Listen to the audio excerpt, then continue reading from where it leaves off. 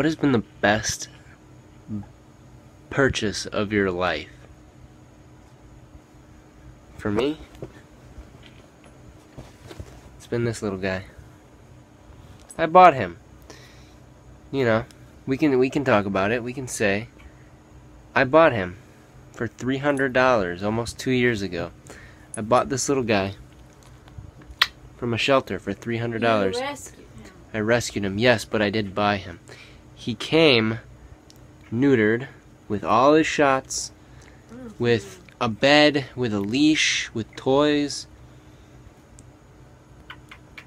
So I gotta say, this has been absolutely the best purchase of my life. He's brought me so much happiness, and I'm pretty sure I've helped him out too. So, you know, isn't it weird though that he's technically my property? This little dog is technically my property. I can sell him. Baby smells weird. I could do whatever. Oh my god! I could do whatever I want with him. He's technically my property. Baby boy! But I don't think of him as my property. I think of him as an extension of myself, or an extension of my family. He is my family. Chico is my family. Chico, what are you doing? Chico! Cheeky boy, what are you doing? Cheeky baby, what are you doing? Yeah, so I think, and I like to think that I helped him out too. When I went to the shelter, I don't know if people know the story, but I actually went to the shelter to buy a cat, which I'm pretty allergic to cats.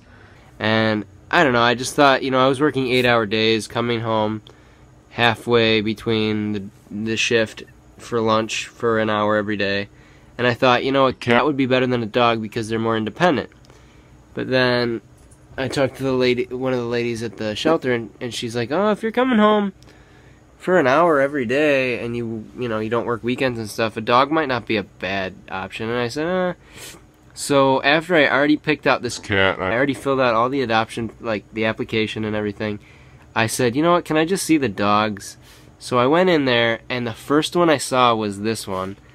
He was the tiniest little dog in a little tiny shelter area, and all the other dogs were barking, and you know, he looked like a fish out of water, you know. He looked like he didn't belong there. All the other dogs were 4 or 5 times his size. They were huge.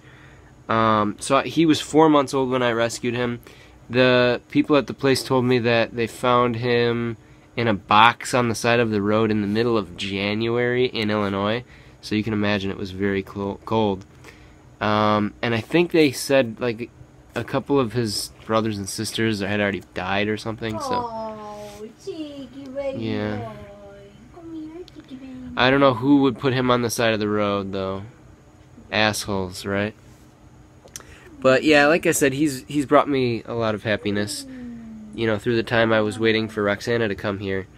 You know, when I was by myself. Like I have family, but like I was living by myself for a year and a half, you know, 2 years. Yeah, that's kind of all I wanted to talk about. So, what is your best purchase that you've ever purchased?